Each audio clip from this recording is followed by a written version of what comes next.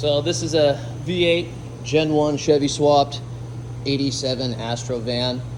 It did have 2-barrel TBI fuel injection on it previously. I feel it was a little inadequate for this. I blew the radiator up in it, so we're putting a new radiator in it.